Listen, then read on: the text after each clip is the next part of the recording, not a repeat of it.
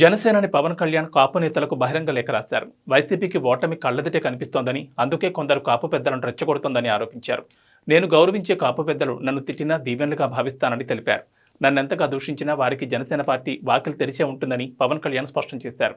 కాపులకు రిజర్వేషన్ ఇచ్చేది లేదని కరాఖండిగా చెప్పి కాపులనే పావులుగా వాడుకునే వ్యక్తిని ముందుగా ప్రశ్నించాలని పేర్కొన్నారు. కుట్రలు కుయుక్తులతో అల్లిన వైసీపీ వలలో చిక్కుకోవద్దని కాపు పెద్దలకు నా విన్నపం అంటూ పవన్ తన లేఖలో పేర్కొన్నారు. రానున్న ఎన్నికల్లో వైసీపీ ఓటమి అనివార్యం.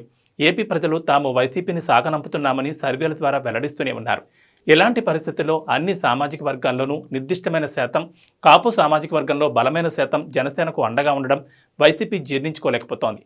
ఈ క్రమంలోనే కులపరమైన అస్త్రాన్ని ప్రయోగిస్తోంది. నేను గౌరవించే కాపు పెద్దలను రెచ్చగొట్టి పార్టీని బలహీనపరిచే దుష్ట ప్రయత్నాలకు ఒడగొడుతోందన్నారు.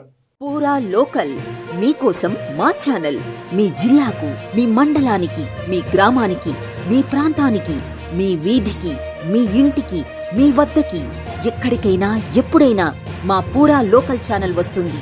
మీరిచ్చే సమాచారాన్ని అందరికీ చేరువయ్యేలా చేస్తుంది. మీ గొంతుకని ప్రతి ఒక్కరికి వినిపిస్తుంది.